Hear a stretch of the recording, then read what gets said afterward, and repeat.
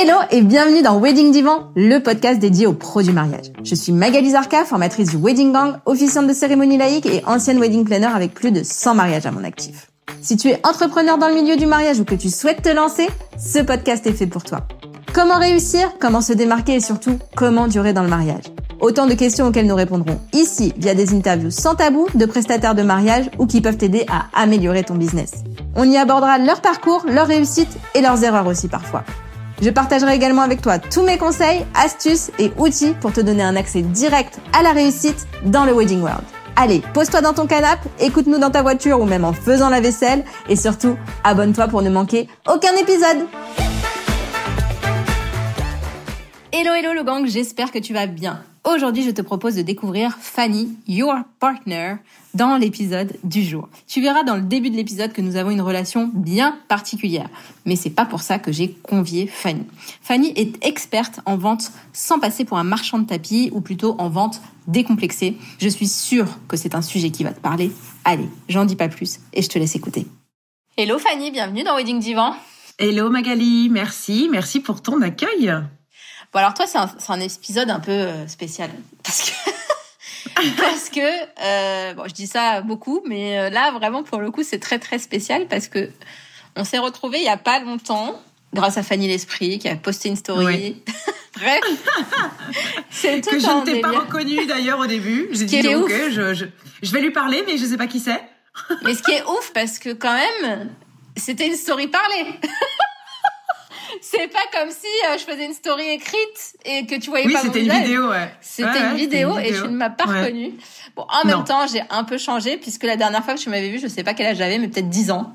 Bah voilà, je crois qu'on avait 10 ans exactement. Ouais, exactement. On était dans la même classe. Alors, je sais plus, justement, c'est une question qui m'est venue juste avant l'entretien. Pourquoi j'ai l'impression qu'on n'a pas été longtemps ensemble? T'es arrivée tard, non? Parce que je suis arrivée en CE1. Ouais. Et en 6e, à la fin de la 6e, je suis partie vivre en Angleterre, à Londres. C'est ça. Ouais. Mais il y a eu quand même CE1, CE2, CM1, CM2. Ça fait quand même 4 ans. Oui, mais après, je suis pas sûre qu'on ait été toujours dans la même classe. Je crois qu'on a fait qu'une année dans la même classe, non? Tout le monde s'en fout de ça, mais moi, c'est important dans ma tête pour reclasser les trucs. Mais on a fait la classe de neige. Oh là là! Ah, alors le souvenir. Oui! Ah oui, tout à fait. Ah oui, là, j'ai des souvenirs de ça. Ouais, la classe de neige. Alors ça, c'était CM1. Et après, moi, je me rappelle que il y avait Madame Gégaud. Tout à fait. En maîtresse. Voilà. Donc CM2, ça. Et ça, c'est peut-être CMD, je sais plus. Mais en tout cas, il y avait une Madame Gégaud et une Madame Truchon. CM. Madame Truchon, c'était CE2. Ça, c'est sûr. Voilà, exactement. Bah alors, CE2, on était ensemble. Bref, tout ça pour dire que nous étions à l'école ensemble et que nous nous sommes jamais revus quand t'es partie vivre en Angleterre. On s'est reparlé malheureusement l'année dernière pour un événement compliqué, une triste nouvelle, mais sans jamais échanger pour de vrai. Si on s'était dit il faut qu'on s'appelle comme tout le monde, on sait faut qu'on s'appelle, gna et on le fait jamais. Et là, Fanny l'Esprit poste une story à moi. Et toi, tu m'écris et je te dis merci, genre en mode merci follower, tu vois. Et donc après, Fanny, une semaine après, repartage une story en disant je vais faire un live avec Fanny, donc les deux Fanny. Et là, je vois ta tête et je fais mais on dirait Fanny avec qui j'étais à l'école. Mais c'est vrai qu'en général, on me reconnaît facilement, ouais. Plus que moi, je reconnais les gens en général, c'est vrai. Et donc, du coup, je clique sur ton profil, je vais voir, mais oui, c'est elle. Mais c'est bien elle. Et donc, je t'envoie un message, un MP en te disant est-ce que tu m'avais reconnu quand tu m'as écrit la première réponse à ma story? Et là, tu me dis mais pas du tout. Mais pas du tout. Et truc de ouf. Et truc de ouf. Ouais, c'est marrant, comme quoi la vie. Et donc maintenant, tu fais partie d'un projet dont on parle depuis plusieurs semaines qui s'appelle le Challenge Made for Weddings parce que ce que tu fais dans la vie, aujourd'hui en tout cas, c'est un besoin qu'avaient mes clientes. Donc je me suis dit que ça serait cool de t'avoir dans ce projet. Est-ce que du coup, maintenant que j'ai fait une mini présentation de toi pour te dire qu'on se connaît bien, mais est-ce que tu peux te présenter en quelques mots pour nous dire un petit peu ce que tu fais aujourd'hui, ce que tu as fait un petit peu avant? Ouais. Alors, par rapport à ce que j'ai fait avant, je m'amuse à dire que je suis dans une 3e vie puisque j'étais comédienne et chanteuse pendant une bonne dizaine d'années. Et puis après, je suis tombée dans le milieu commercial et c'était pas prévu. Donc à 28 ans et ça a duré 11 ans. Donc j'étais responsable commerciale dans le prêt-à-porter. Mais est-ce qu'on peut faire une pause sur chanteuse comédienne parce que je sais pas si tu sais, mais moi c'était un de mes rêves d'être chanteuse. Ah non, je savais pas. Et donc du coup, non, mais en fait on a grave des points communs, alors que je ne m'en rendais absolument pas compte quand on était plus petite. Ouais. Alors tu te souviens pas que je faisais souvent le clown ou des choses comme ça? Je me souviens de ton anniversaire chez toi. Ça, la musique dans la porte. Ouais, oui. Mais voilà. Moi aussi, je faisais ça. Moi, j'adorais faire les spectacles. Est-ce que t'avais eu les trucs, le podcast qui veut rien dire, c'est genre des souvenirs d'enfance.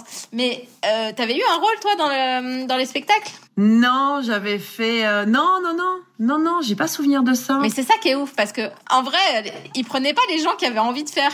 C'est ça qui me rendait dingue. Oui, c'est vrai. Ça, j'ai un souvenir de ça. En CM1, notamment. Quand c'était la petite sirène. Ah bah là, la petite sirène, moi, c'était le drame de ma vie, la petite sirène. Quand c'était Aurélie, la petite sirène. C'était Aurélie, la petite sirène. Ouais. Moi, je connaissais le dessin animé par cœur. Par cœur, voilà. J'avais des cheveux jusque en dessous les fesses. Je me suis dit, mais je suis la petite sirène, prenez-moi.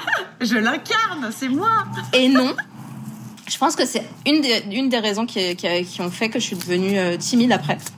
Ah. Et c'est rigolo que tu partages ça parce que moi j'ai un sale souvenir aussi de ce moment-là. C'était, elle avait T'aurais fait voulu au être la tirage petite au sirène sort. aussi? Alors non, parce que moi j'avais compris déjà que j'étais brune, avec je sais plus où j'avais les cheveux, mais j'étais brune, etc. Et que la petite sirène, bon, c'était rousse ou blonde, quoi. Mais par contre, la manière dont la maîtresse l'avait fait, et tu vois comme quoi l'éducation parfois qu'on peut voir, le conditionnement qu'on peut voir aussi au sein d'une école, c'est pas toujours la plus évidente, mais ça avait été fait dans un espèce de tirage au sort. Je me souviens plus. Je me souviens juste que c'était le drame de ma vie. Ah, c'était un espèce de tirage au sort, mais fait très bizarrement. Enfin, voilà, c'est des souvenirs vraiment flous.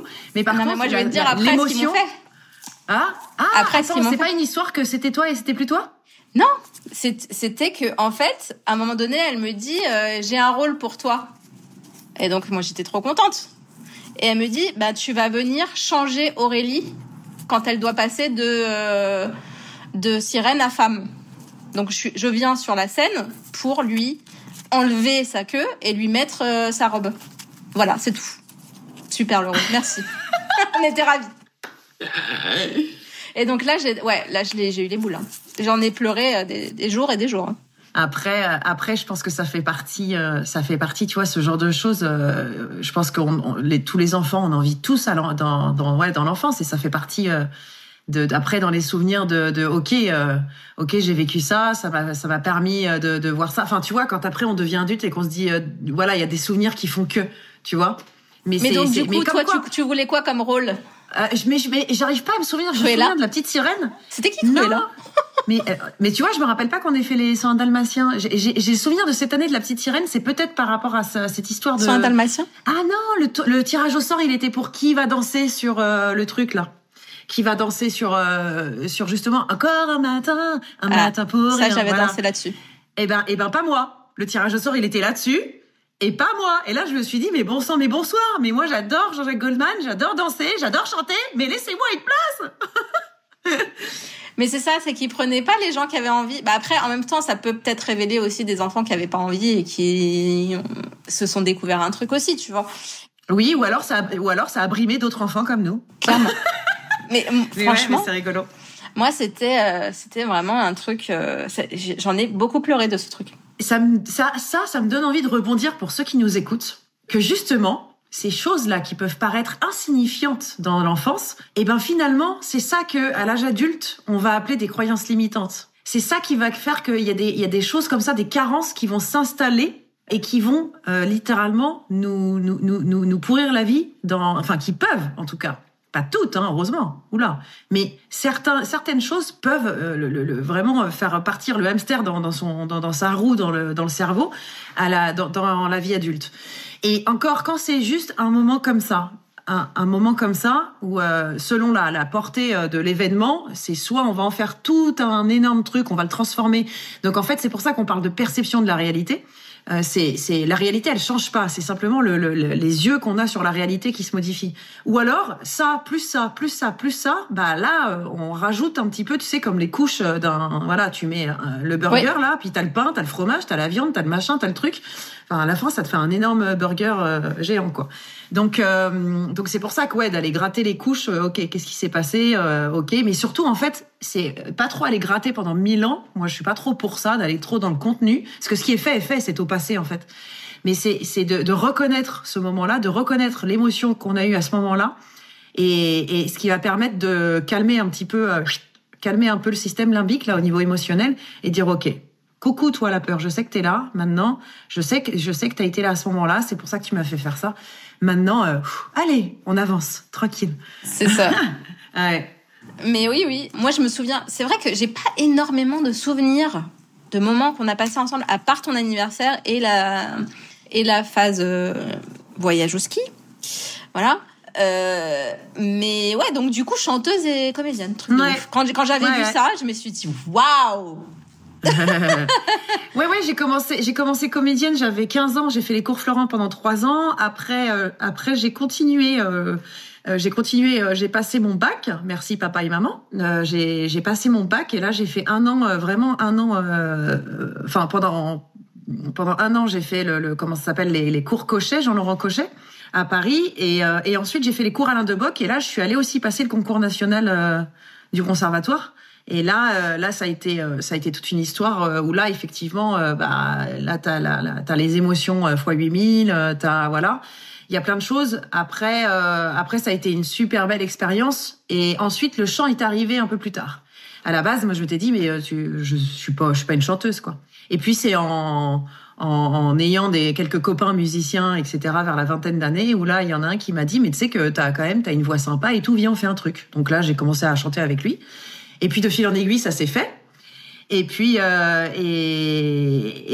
j'ai continué à chercher un autre guitariste. J'ai déménagé à Nantes, un autre guitariste, etc. Jusqu'à ce que je me rende compte que quand même, d'avoir un guitariste, de faire un couple comme ça, duo guitare-voix, c'est un peu la même chose que d'être en couple tout court. C'est-à-dire qu'il faut être d'accord sur la musique, il faut être d'accord sur vraiment les bases de ce qu'on veut faire et comment on veut le faire. Et puis voilà. Ensuite, ensuite, il y a le côté commercial qui est arrivé. Un peu par hasard, un peu beaucoup par hasard d'ailleurs. Et puis, donc j'ai débarqué dans ce milieu-là, et c'est pour ça aussi que la manière dont j'aborde la vente aujourd'hui dans le business, parce que donc du coup je vais faire ce pont-là, c'est qu'aujourd'hui, aujourd'hui le métier que je fais, c'est un métier que je savais que j'allais faire déjà quand j'avais 20-25 ans. Je le savais. Par contre, je savais aussi que ce métier-là, je savais que j'allais être dans l'accompagnement. La forme, la manifestation de cette envie, je savais pas évidemment à 20 ans comment ça allait prendre. J'ai voulu faire une fac de psycho à l'âge de 20 ans, sauf qu'au moment où je voulais m'inscrire, la fac était blindée. J'ai continué mon théâtre. Et sauf que je savais, mais pourquoi plutôt vers la quarantaine? Parce que je savais aussi qu'il y avait une certaine maturité que j'allais avoir plutôt à 40 ans que j'avais forcément pas à 20, 25 ans ou 30 ans. Donc finalement, je me suis laissé du temps aussi à moi rouler ma bosse, cheminer sur mes expériences, etc. pour ensuite arriver vers 38 ans de mémoire à commencer à m'intéresser à la programmation neurolinguistique. Programmation neurolinguistique, c'est l'étude du comportement à succès. Et en fait, en gros, là, je vais faire une définition très simple de la PNL, c'est vraiment apprendre à mieux se connaître. Et du coup, quand on apprend à mieux se connaître, on apprend à mieux connaître les personnes. Et c'est aussi apprendre à mieux communiquer avec soi, donc avec les autres. Voilà ce que la PNL apporte. Et la PNL, c'est vraiment une attitude au jour le jour, au quotidien, quoi. Et puis ensuite, là, quand j'ai fait toute cette formation PNL, ça a commencé à vraiment me gratter, à vouloir accompagner l'humain. Et puis, quand j'ai débarqué dans le milieu d'entrepreneuriat, qu'est-ce que j'observe? J'observe que pour moi qui vendais depuis 11 ans, mais qui vraiment, c'était pendant la première année de mon expérience commerciale, c'est simple, j'avais un casque, j'appelais les clients de 9h à 17h, et je raccrochais, j'appelais, je raccrochais, j'appelais, c'est ce qu'on appelle un money maker, et en fait, c'était toujours pour leur vendre. J'appelais le client pour lui vendre, tac, tac, tac. Donc, clients existants, je les appelais pour vendre.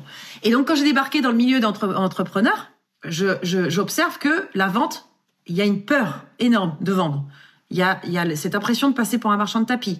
Il y a la peur de déranger, la peur du jugement. Et toutes ces peurs, en fait, vont finalement, si on prend comme ça un espèce de grand tableau, et ben finalement, tout ce qui va découler, c'est je vais pas parler de mes offres, je mets pas le bon prix, je vais retarder le lancement, etc. Donc il va y avoir plein de conséquences par rapport au fait que cette perception de la vente qui est non, je vais pas déranger, je vais pas être un marchand de tapis ou je vais pas me transformer en DiCaprio dans Loup de Wall Street. Non, c'est pas pour moi. Moi, je suis là pour aider les gens, je veux aider, etc.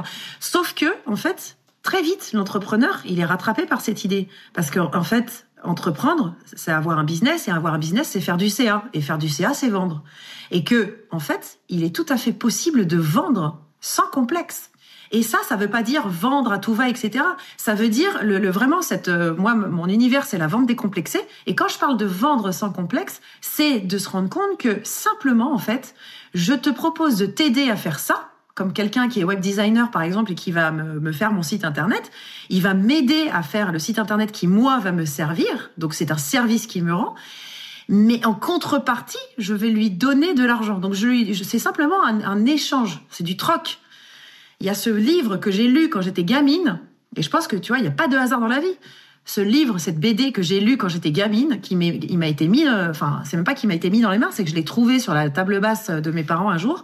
Et je l'ai lu et il m'a marqué l'esprit. Je devais avoir 10 ans. C'est le Schtroumpf financier. Donc cette BD, le Schtroumpf financier.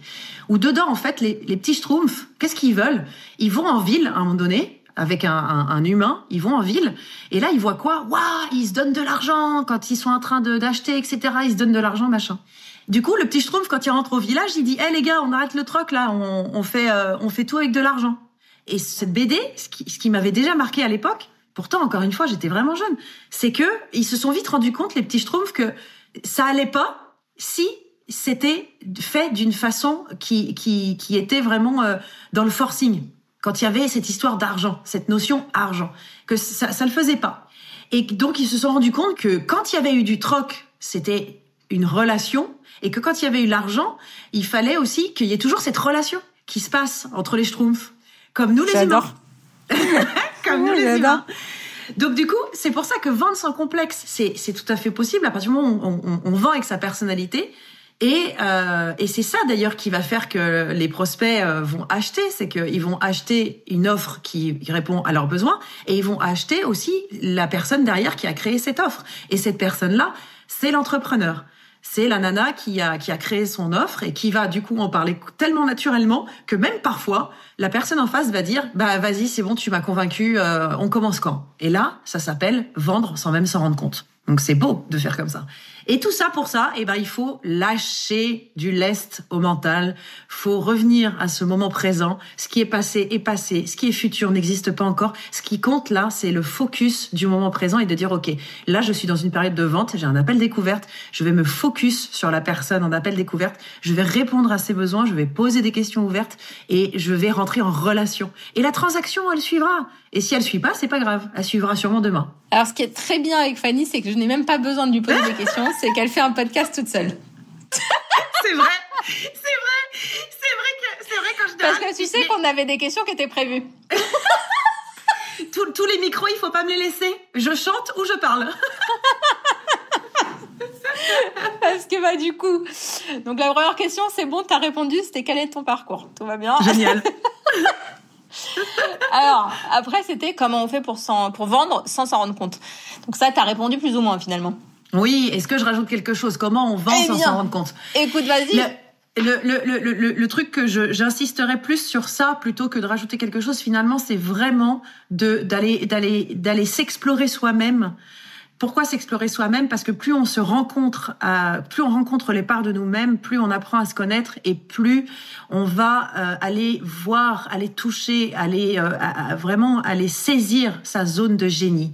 Et quand on découvre cette zone de génie, ça, elle nous appartient et c'est là-dessus qu'en fait, on va pouvoir déployer après toute notre manière de vendre. Et ensuite, il va y avoir cette histoire de s'adapter à la personne qu'on a en face. Voilà, il y a une question aussi d'adaptation. Mais si sa zone de génie, on l'a trouvée, il y a déjà une bonne partie du chemin qui est faite. Ok. C'est quoi les principes fondamentaux de l'approche de la vente sans comment tu dis, sans complexe, sans s'en rendre compte? Ouais, de vendre sans complexe. Les principes fondamentaux de vendre sans complexe. Alors c'est un petit peu ce que je disais juste avant. Maintenant, si je dois le faire d'une façon un petit peu plus structurée, quand voilà, on a un business qui est avec tel type d'activité. Bon, peu importe l'activité, on va du coup avoir un positionnement. Déjà, ce positionnement, ce qui est intéressant, c'est d'avoir un positionnement qui soit assez clair, efficace, impactant et qui parle à la majorité de l'audience, des prospects. Ensuite, il va y avoir l'élaboration d'une offre. C'est si on a une offre signature ou l'élaboration de plusieurs offres. Ça dépend aussi de l'échelle de richesse qu'on veut mettre à son business. Ce qui est important dans l'offre, c'est, et c'est là où c'est un principe fondamental, c'est déjà de répondre à un besoin, mais aussi de fixer le bon prix. Et quand je parle de bon prix, j'ai envie de dire plutôt, juste prix. Un prix qui est juste pour soi, dans le sens où un prix qui est juste pour soi, c'est OK, combien je veux gagner à la fin du mois, mais combien je veux me payer en fait, moi, à la fin du mois. Parce que ça, c'est important de pas courir après l'argent, parce que c'est là où la relation à l'argent peut commencer à gratter un petit peu. Et c'est là où aussi les plus beaux moments où j'ai pu vendre, mais comme ça, mais des contrats vraiment assez énormes, c'est les moments où, au final, j'étais complètement détachée de ce que je vendais. C'est-à-dire que le client, je disais, écoute, là, ça c'est un truc, tu vas, mais si tu le prends pas, c'est quand même hyper dommage pour toi, c'est un truc qui va vraiment te faire décoller. Et derrière, je l'achète. Il achète pas, détachement. Et ça permet aussi si à l'inverse, la personne, non mais si, il faut que tu l'achètes parce que ça, là, c'est la personne en face qui va se détacher. Donc il y a vraiment une certaine forme de confiance à avoir dans son offre, parce ce qu'elle apporte au client, et le prix. Et quand on a un juste prix, quand on sait que la valeur qu'on a mis derrière et ce qu'on apporte, ça a aussi une valeur, à ce moment-là, on peut la vendre de manière décomplexée, en parler tout le temps, parce qu'on est convaincu, et quand on est convaincu, on est convaincante. C'est vrai. Quand on est convaincu, on est convaincante. J'adore. À ton avis, c'est quoi les compétences clés qu'un professionnel du mariage ou une professionnelle du mariage doit développer pour maîtriser cette façon de vendre? La préparation. La préparation, pour moi, c'est le 20-80 de la réussite par rapport à quand on veut vendre et de façon naturelle et quand on veut vendre tout court. Dans le sens où une fois qu'on a préparé son offre, une fois qu'on a fixé un prix qui est OK pour nous et pour notre business, il y a toute cette histoire de préparation par rapport à l'offre. OK, comment je vais communiquer dessus? Comment je vais la vendre? Quelles sont les objections potentielles que je peux recevoir avec cette offre? Et en fait, plus on va préparer le terrain, et plus, quand on sera sur le terrain à exposer son offre, on sera prêt et du coup, on pourra répondre à la personne. Donc, il y aura pas de cette histoire de déstabiliser par rapport au retour. Deuxième compétence qui me paraît importante, c'est le fait de lâcher prise. On est préparé, on y va. Je confirme. On est préparé, on sait ce qu'on va dire. Et une fois qu'on l'a dit, une fois qu'on a balancé, donc on a sorti l'information que ce soit par écrit ou à l'oral, le résultat ne nous appartient pas. On ne peut pas contrôler le résultat. Donc il y a une forme de lâcher prise qui est importante d'être là, parce que s'il n'y a pas ça, ça veut dire qu'encore une fois, on a le cerveau dans le lave-linge, et comme le cerveau n'a pas de limite dans son imagination, parce que le cerveau, en plus, il faut savoir qu'il est économe. Il consomme 20% de notre énergie. Donc, c'est pas un feignant, c'est juste qu'il est économe.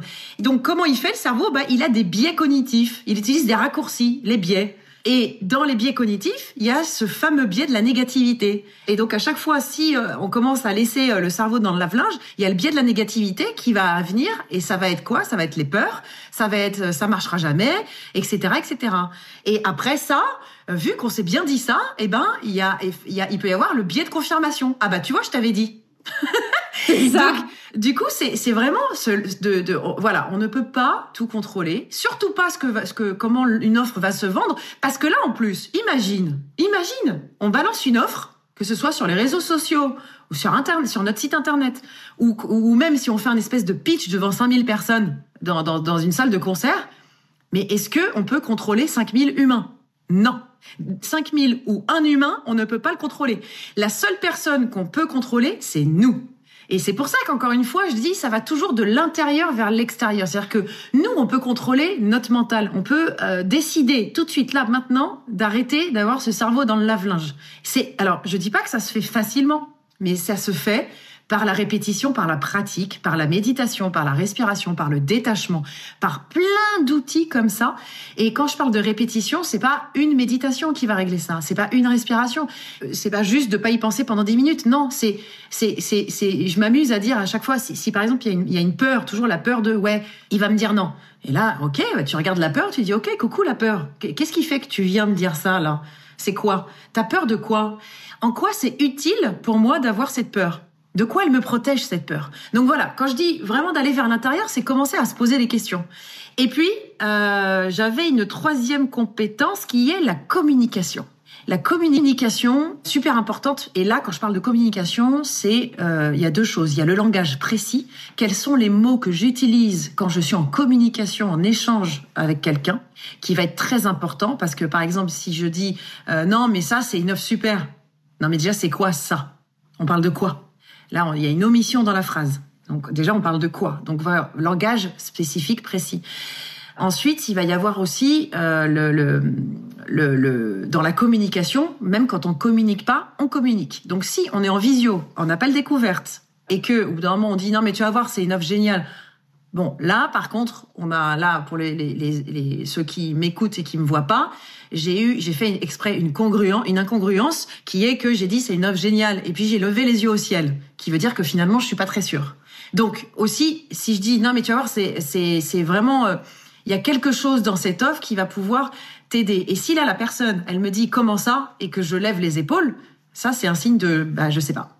Et ça ça peut être des micro, là j'extrapole les mouvements, mais ça peut être des micro mouvements qui peuvent faire dire inconsciemment à la personne en face je sais pas, je suis pas sûre. Donc c'est pour ça qu'il y a vraiment aussi toute cette posture à avoir, non seulement dans son langage que aussi dans son physique, qui va jouer, parce que le cerveau, il fonctionne comment? Et ça je rebondis, oui, je parle du cerveau beaucoup parce que avec la PNL aussi j'ai été formée en neurosciences.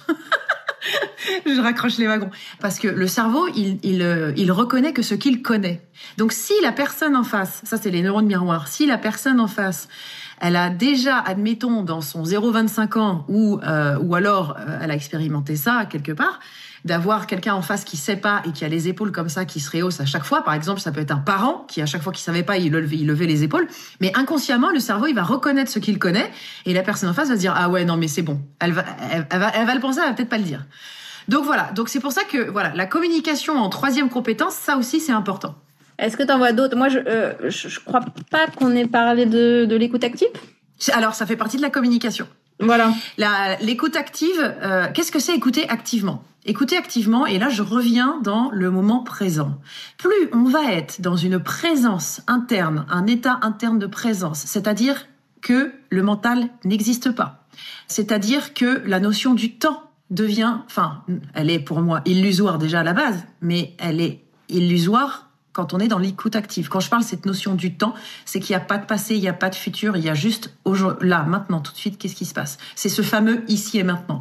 Et c'est ce qui permet à la personne qui écoute d'être à 100% connectée à ce que l'autre personne dit, d'avoir les informations nécessaires, aussi d'élaborer une espèce de derrière les mots, qu'est-ce qu'il y a derrière, quelles sont les couches qu'on peut enlever derrière pour vraiment aller voir ce qu'il y a derrière les paroles, et qu'est-ce que ça va permettre à la personne écoutée de se sentir comprise, de se sentir valorisée, de délayer plus d'informations que ce qu'elle aurait pu délayer, puisque elle, encore une fois, elle se sent écoutée. Et pour la personne qui écoute, c'est aussi l'occasion d'aller voir qu'est-ce qui se passe dans le monde de la personne en face, comment la personne perçoit son monde, qui va lui donner des informations sur justement, comment je peux rebondir quand cette personne dit ça? Est-ce que j'ai envie d'aller creuser un petit peu plus ce sujet-là ou ce sujet-là?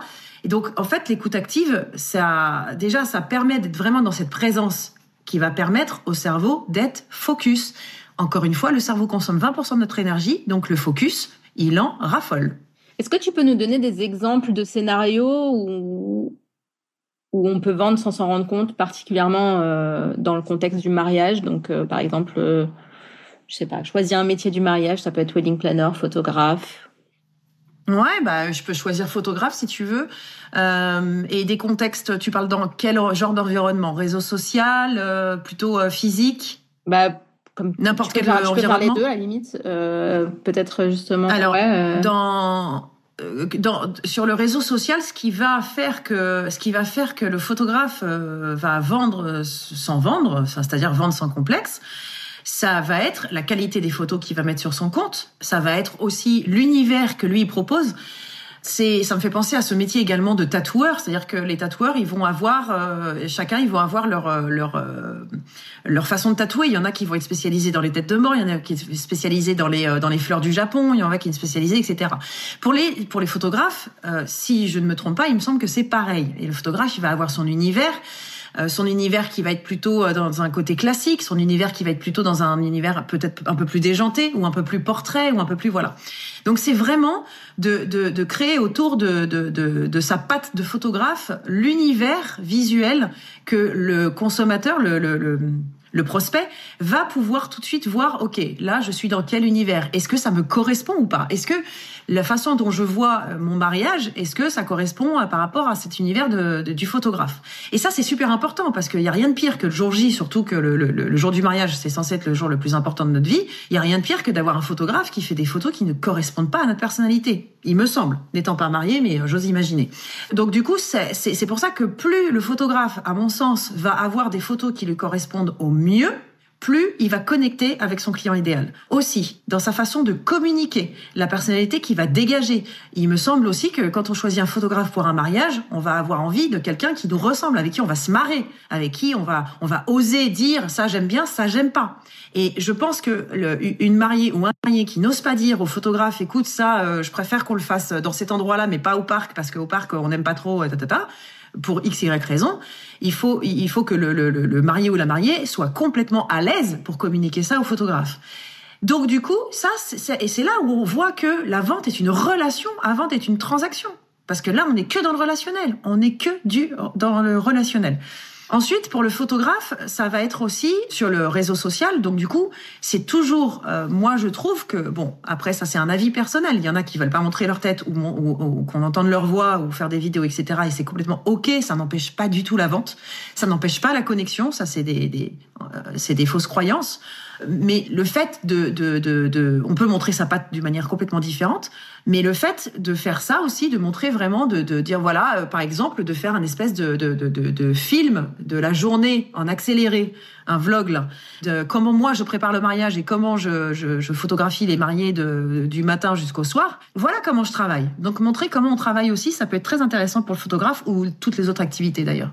Donc ça c'est pour le réseau social. Et quand c'est en physique, tout dépend du photographe où il est, mais admettons il est dans un after work, ou alors il y a pas mal d'entrepreneurs, enfin, ou alors je sais pas, il est entouré de pas mal de pros du mariage, etc. Donc là il y a de la collaboration qui peut être créée, etc.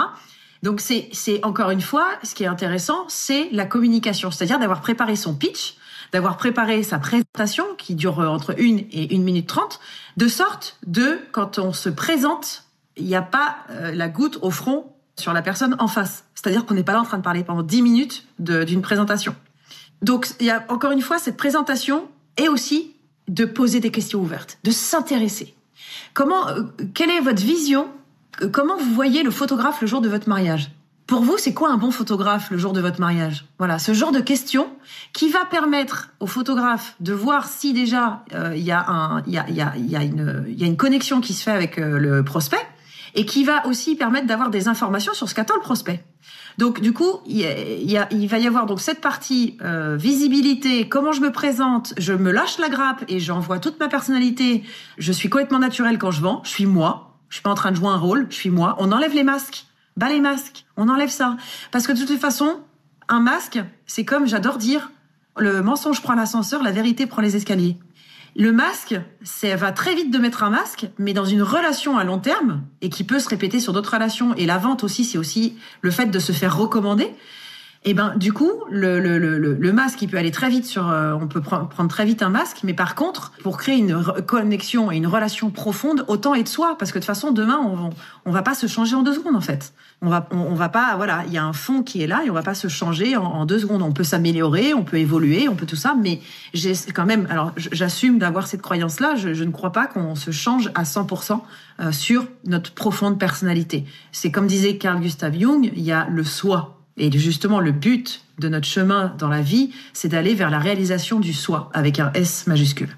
Dis donc, on va pouvoir en sortir des punchlines de cet épisode, c'est bien. J'adore. Quel conseil tu donnerais quand même à quelqu'un qui se lance pour vendre de la meilleure façon qui soit? Même si voilà, ça peut être un résumé de tout ce que tu nous as dit, mais voilà, quelqu'un qui se lance vraiment et qui a jamais encore vendu ses services, qu'est-ce que tu lui dirais aujourd'hui? D'y aller. De se casser la figure. De se rétamer. D'arrêter d'attendre. De kiffer, de se rétamer. De kiffer, de se rétamer, en fait. De kiffer, de se rétamer. D'y aller en y croyant, avec une conviction. Ok, j'y vais. Même si c'est pas prêt. Même si l'offre, elle est pas parfaite. Même si... ok, j'y vais. Parce que de toutes les façons, quand on fait rien, on peut pas savoir. Là, un bon exemple. Je suis invitée à un anniversaire, je suis célibataire. Si j'y vais pas, comment je peux savoir si je vais rencontrer quelqu'un? Je peux pas savoir. Ah, si j'y vais pas, c'est sûr, je sais, je vais rencontrer personne. Ça, c'est une certitude. Si j'y vais, au moins, je saurai. Après, ok, t'as rencontré quelqu'un, c'est cool. Ou ok, t'as pas rencontré quelqu'un. Mais au moins, il y aura un feedback. Mais si j'y vais pas, il y aura pas de feedback, il y aura rien. Donc, du coup, y aller. Y aller. C'est comme dans tout, en fait. On a envie de faire quelque chose. On y croit. Parce qu'on croit à notre zone de génie. On croit à cette offre. On croit qu'on peut aider un maximum de personnes. On y croit à ça. C'est là. C'est la forme matérielle de ce qu'on a construit dans le mental. Et là, hop, on sort le truc et on y va. Sans cette crainte de se rétamer. S'il y a un cassage de figure qui arrive, feedback. Et le feedback, c'est un cadeau. Qu'est-ce que j'ai bien fait? Qu'est-ce que j'ai mal fait? Comment je peux les faire les choses autrement? C'est un cadeau. Mais si on n'a pas de feedback, comment peut-on s'améliorer? Je laisse une question ouverte comme ça.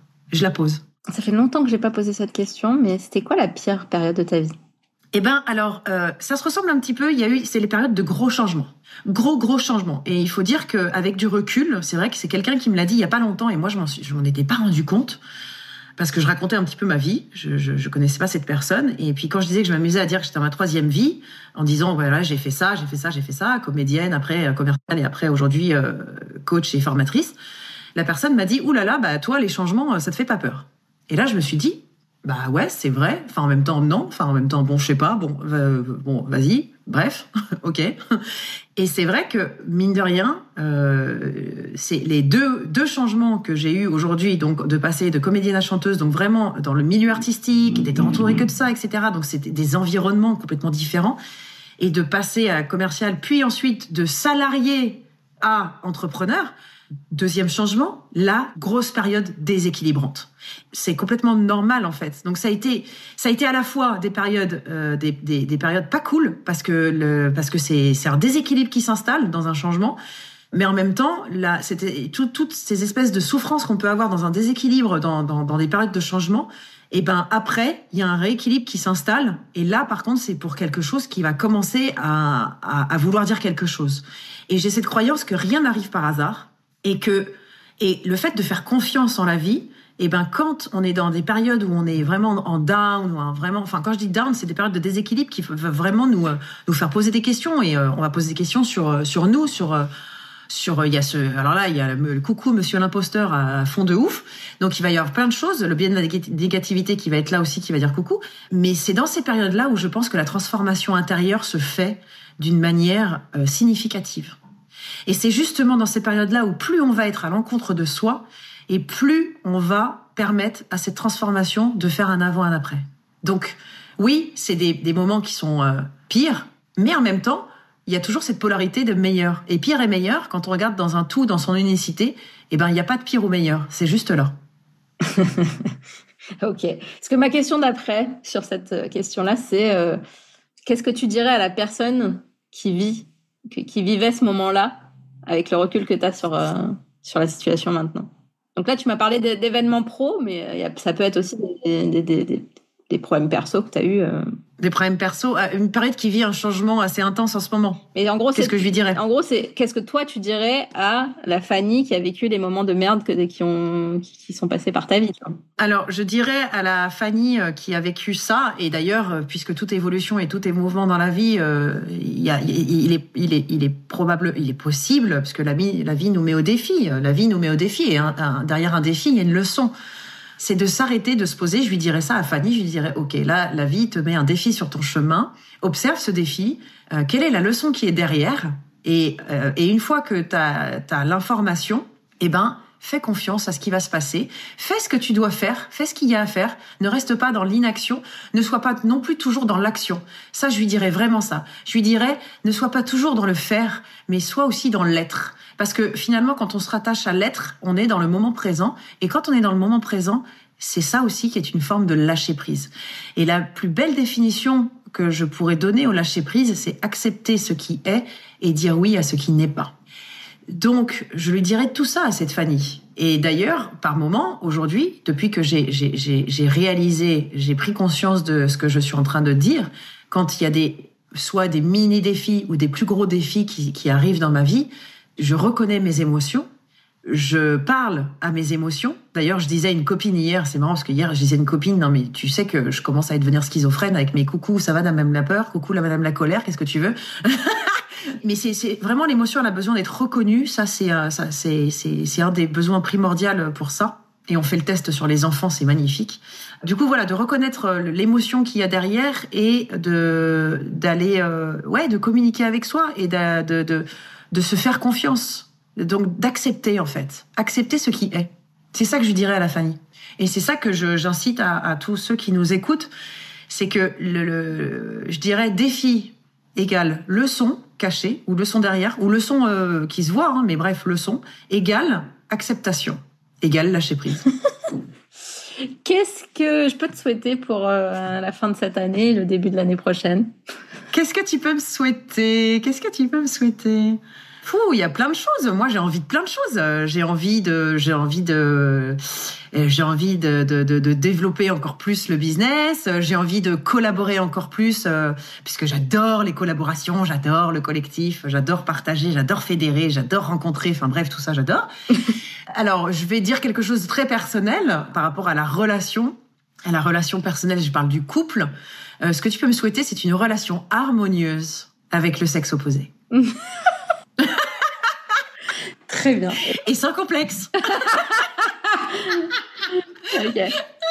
Je cherche un, non, mais je vais pas me lancer là-dedans, parce que je vais chercher un truc avec la vente et tout. Non, mais non. Là, voilà. Mais c'est pareil. Non, mais tu sais que cette histoire de vente sans complexe, de toute façon, ça vient pas de nulle part. C'est-à-dire que je suis à la base une femme totalement décomplexée, qui peut parler de tout. De tout. Peut-être qu'un jour, tiens, je l'ai jamais dit ça, c'est une exclusivité pour ton podcast. Peut-être qu'un jour, je bifurquerai, pas tout de suite, mais dans quelques années, je bifurquerai, toujours dans l'accompagnement, mais plutôt orienté couple.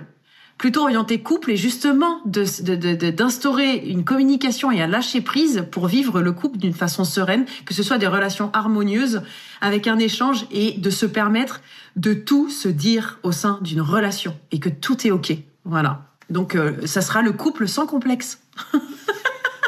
Eh ben, écoute, je te souhaite tout ça. Merci infiniment pour cet épisode. Merci à toi, merci beaucoup Magali. Je pense que il va aider beaucoup de monde et que on s'y attendait pas parce que on te connaît pas forcément dans le milieu du mariage encore, même si maintenant, vu que tu fais partie du challenge Made for Weddings, tout le monde te connaît. En tout cas. Yeah! Mais bon, il y a toujours 80% de la population qui ne voit pas nos posts, donc ils vont te découvrir à ce moment-là. Et je pense que ça sera une belle découverte pour eux. Voilà. Merci pour cette invitation, c'était au top. À très vite. Merci, à très vite. Salut à tous. Et voilà le gang, j'espère que cet épisode t'aura plu autant qu'à moi. Si c'est le cas, partage-le autour de toi et surtout sur Insta en nous taguant Fanny, Your Partner et moi, le Wedding Gang, ça nous fera trop plaisir. Et bien sûr, tu peux toujours mettre 5 étoiles sur Apple Podcast ou sur Spotify à Wedding Divan, c'est ce qui m'aide le plus à le faire connaître. Un immense merci à toi et à très vite pour le prochain épisode.